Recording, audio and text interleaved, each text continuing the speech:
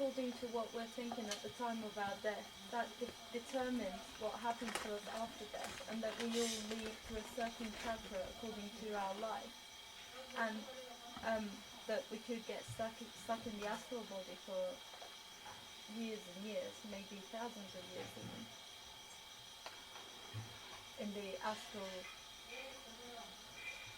And is it So true? suppose you get stuck in the astral, what are you going to do about it? Well, I'm going to try to make sure I don't get stuck in there by acting By right doing the way Kriya now. Yoga, by doing Babaji's Kriya Yoga, by surrendering your ego to a force higher than yourself, who is ready to help you always. This is not being, people have not been educated to surrender in the West. They think that their ego can do everything. You see? So this cannot happen, because Lady Diana also wanted to do the same thing, and so did J.F. Kennedy. Okay, but they couldn't do it. So we are no exceptions. They're great people who have fallen. Let us accept there is a higher power than us, okay? And let us do the time-tried methods, the timeless yoga, which evolves us and gets us not stuck in these states. Now the other thing is also, the question is that, is it true that if at the moment of death, whatever we think, we become? Yeah. So at the moment of death, I will just think of God. I'll be one with God, right? Right? So, and my whole life, I'll enjoy myself with the finest of wine and booze and drinks and women and riotous money, which I will lavishly spend on Ferraris and Rolls Royces, and take all my friends for a drive with the finest of champagne and Chivas Regal. What's the best British drink you can have? Guinness. What can we have? Which one? Guinness. Guinness! That's Irish. I like that. I know there's Bass Ale, but you know, who can pass up a Guinness for Bass Ale? Guinness, bell बजा दूं, अभी इनके एक sir की bell तो बजने दो घंटी. But then you can't think of God. If all your life you sort of Look, Guinness, then Look. you're not going to think of God. That's the point. that is what I'm trying to tell you. So it can't be done like what you say. It's a collective effort where all the sum total of your karma and thoughts are marshaled before your mind's eye at the time of death.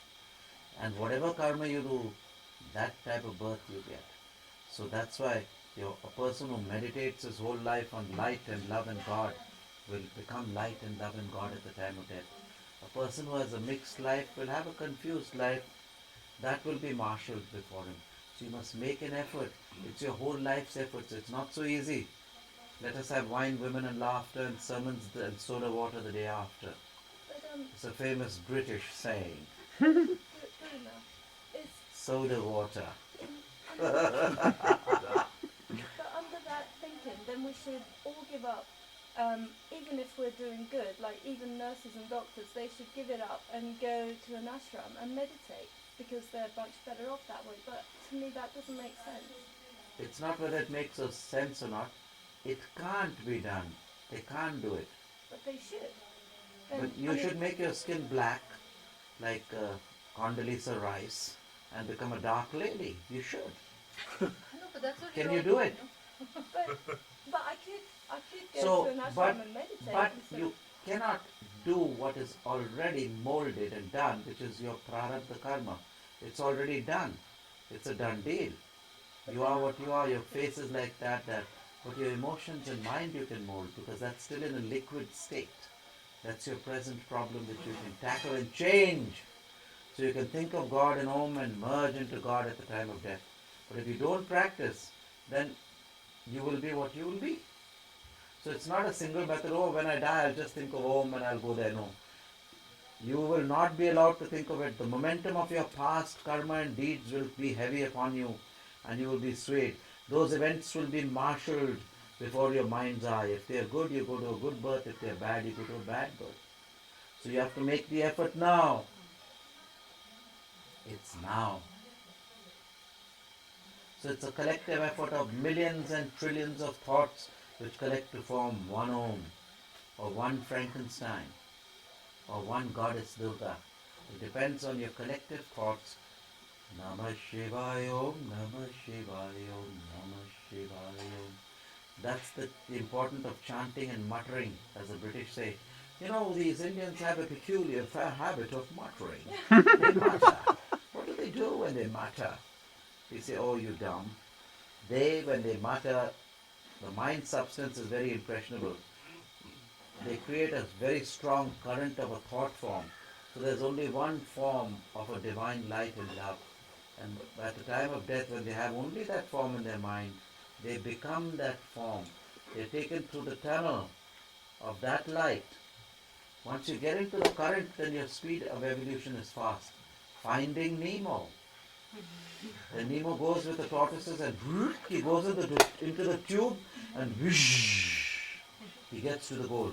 How many of you, all of you should put your hands up practically, have seen Finding Nemo? Put your hands up.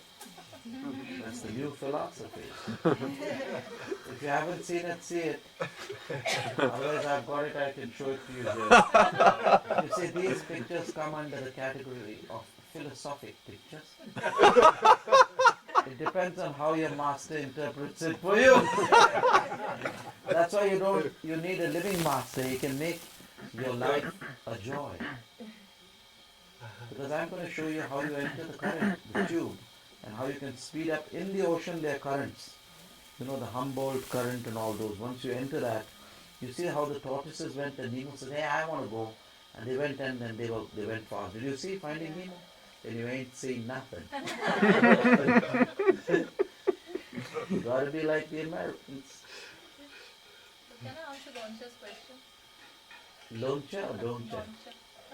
Doncha's question about what? Because she says that you have to go to this thing and meditate. You don't really have to do that. You can be doing your normal life thing and meditating at the same time. I mean, by this understanding, it's preferable to spend your time meditating instead of maybe. But you would never think about it. If you wanted to go, you'd just go, no?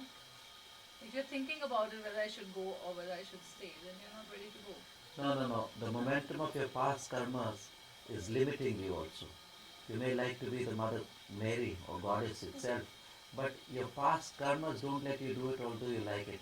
So gradually, by chiseling your mind, working with your mind, you gradually become what you want. So it's not just an upstart. It's not a knee-jerk movement, you know. Knee-jerk moksha. Pink, punk, salvation. It's through long efforts, you know.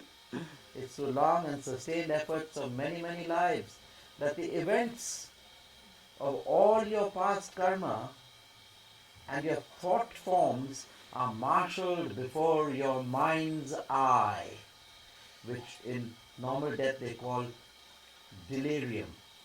You go into a state of delirium and then you tell your sister, you say, oh Rita, push the string a little more.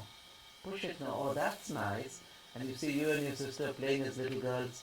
She's pushing the string. And then you say, oh, mommy, you had to burst our bubble and call us for a bath. We were enjoying ourselves. And then the girl goes there. You see, before the woman dies, she has all these, this is recapitulation of her whole life she has before she goes to death. And that recapitulation or delirium before death determines your next birth. It's not just say, okay, I'm going to say, oh, no, you can't. But you can if you make it a habit, if you make it your second nature or your first nature, then you will be saying Om when you chant. Like Tapasviji Maharaj, when he left his body, he was going to go, he got up, he got into the lotus posture, he said the Om, Om, then went into the silent Om and straight through the Brahmarandra.